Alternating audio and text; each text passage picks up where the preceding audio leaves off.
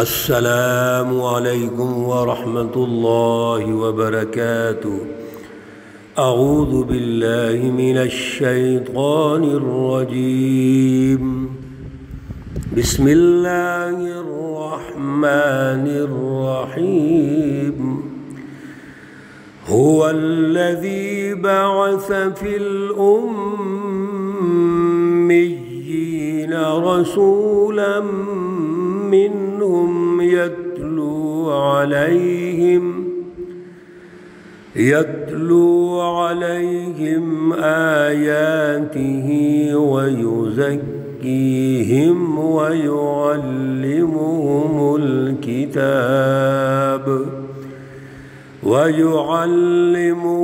الكتاب والحكمة وإن كانوا من قبل لفي ضلال مبين۔ صدق اللہ العلی العظیم۔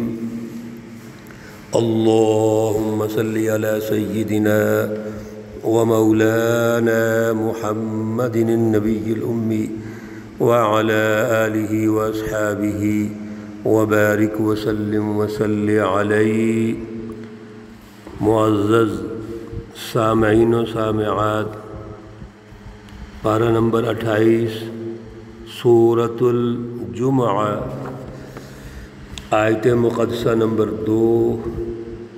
اللہ رب العزت اس آیت مقدسہ کا اور سورۃ الجمعہ کا اعلیٰ فکر، شعور اور نظریہ عطا فرمائیں اور عمل کی توفیق اور صلاحیت عطا فرمائیں۔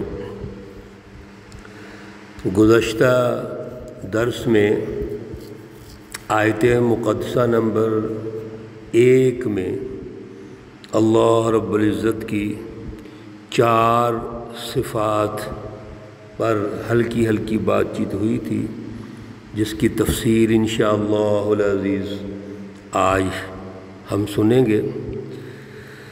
الملک، القدوس، العزیز، الحکیم، اور ان 4 صفات سے پہلے اللہ رب العزت نے ارشاد فرما دیا کہ تمام تر تسبیح و تقدیس تحمید کے لائق اگر کوئی ہستی ہے تو وہ اللہ رب العزت کی ہستی ہے، اس لیے کہ اللہ ہی زمین و آسمان کے خالق و مالک ہیں، سب کچھ اسی کا ہے۔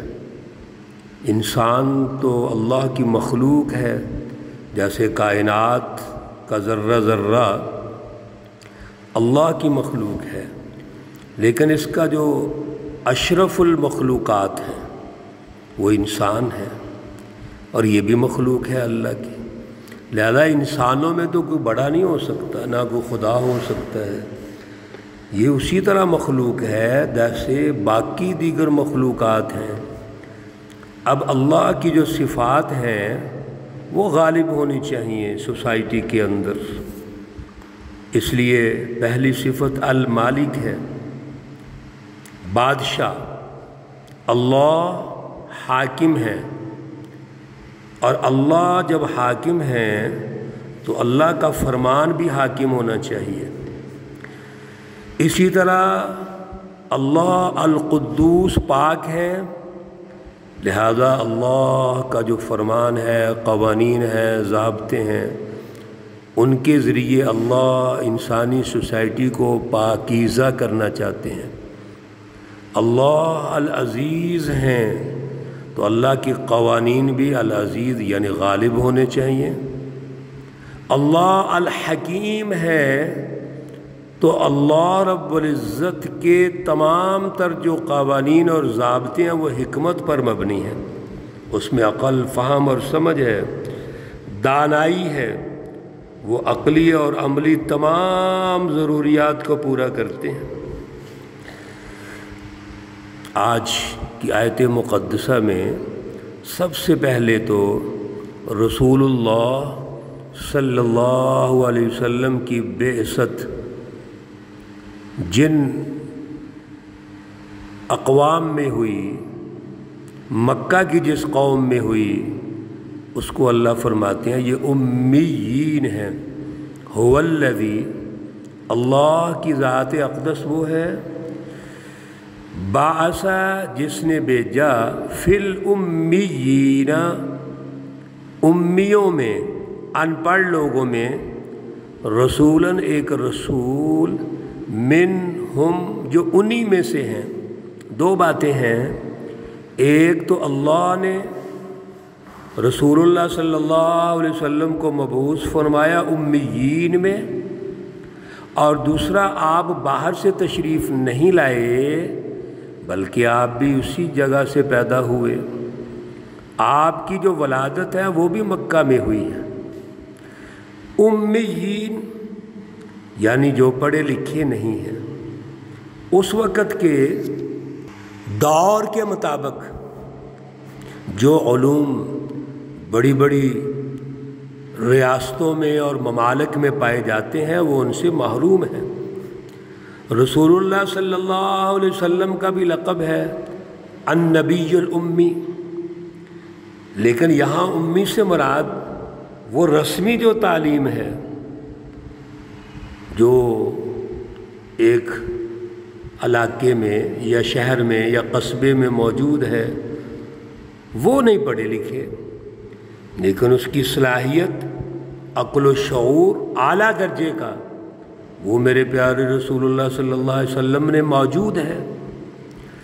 اور پھر یہ بھی ضروری ہے کہ آپ کو براہ راست اللہ نے پڑھایا ہے، اللہ نے سکھایا ہے، تو آپ مروجہ جو علوم ہے وہ پڑھے لکھے نہیں۔ ابھی تو کلام مقدس قرآن پاک جب نازل ہوتا ہے، جبرائیل علیہ السلام نبی علیہ السلام کو پڑھاتے ہیں اور سکھاتے ہیں، اور حضور صلی اللہ علیہ وسلم صحابہ کو سکھاتے ہیں۔ وہ اعلیٰ صلاحیت موجود ہے جس کا اظہار رسول اللہ صلی اللہ علیہ وسلم فرماتے ہیں۔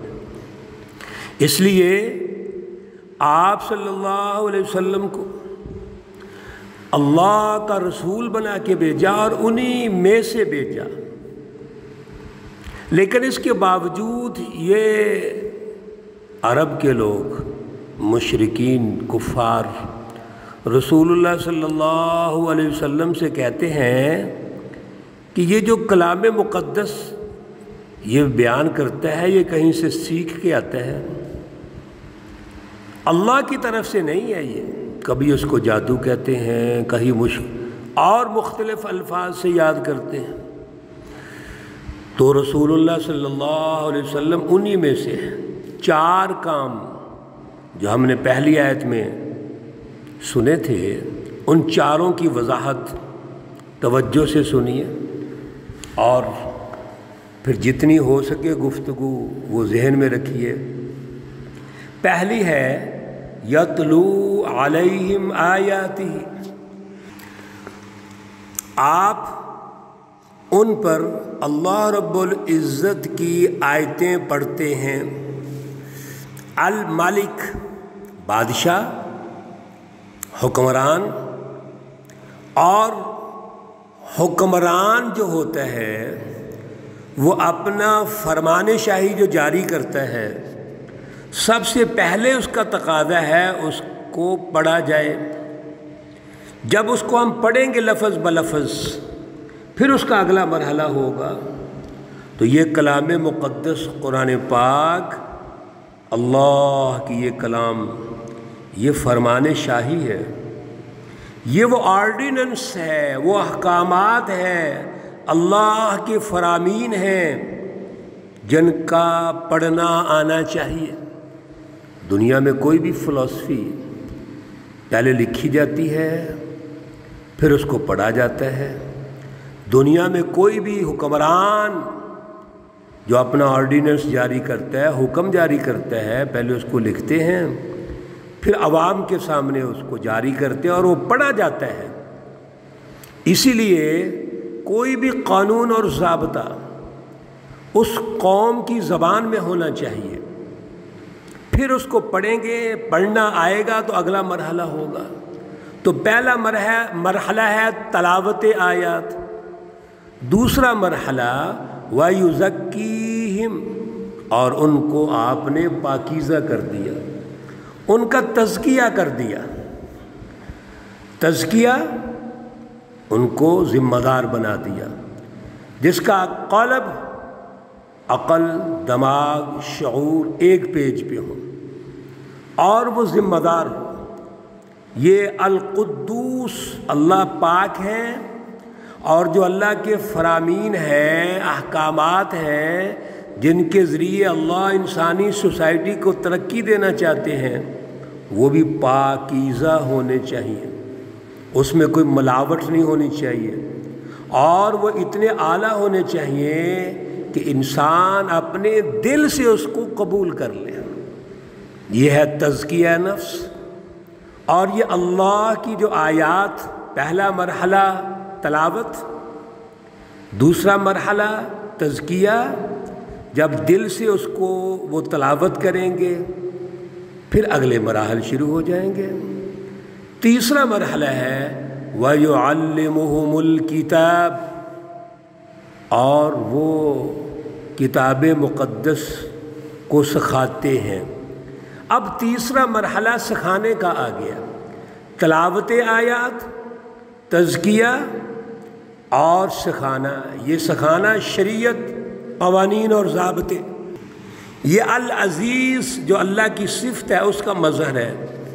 اللہ غالب ہیں، زبردست ہیں، اور سوسائٹی میں اللہ کی جو فرمودات ہیں، احکامات ہیں، جب ان کی تلاوت ہوگی، دل سے قبول کیا جائے گا تو اس کا فہم بھی ضروری ہے۔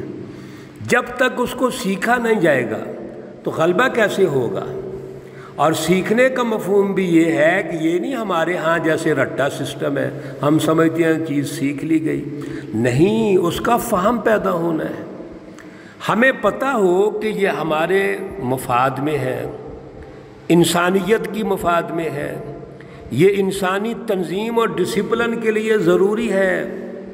یہ فہم اور شعور، یہ تعلیم، تزکیہ اور اس کے بعد اس کا فہم، تین بنیادی چیزیں ہو گئی ہیں۔ انشاءاللہ العزیز کل ہم چوتھی بات اور پھر آگے گفتگو کریں گے۔ اللہ رب العزت ہمیں ان اللہ کی جو صفتیں ہیں اور اس کے مظہر ہیں جو ہم سمجھ رہے ہیں، اللہ اس کی توفیق عطا فرمائے، اعلیٰ شعور اور اعلیٰ فہم عطا فرمائے۔ اللہ رب العزت تمام بیماروں کو شفائے کاملہ عاجلہ مستمرہ عطا فرمائے۔ اللہ رب العزت تمام مرحومین و مرحومات کو جنت الفردوس میں اعلیٰ مقام عطا فرمائے۔ ربنا تقبل منا انك انت السميع العليم وتب علينا انك انت التواب الرحيم، وصلى الله تعالى على النبي الأمي محمد وعلى آله وأصحابه أجمعين برحمتك يا أرحم الراحمين۔ السلام عليكم ورحمة الله وبركاته۔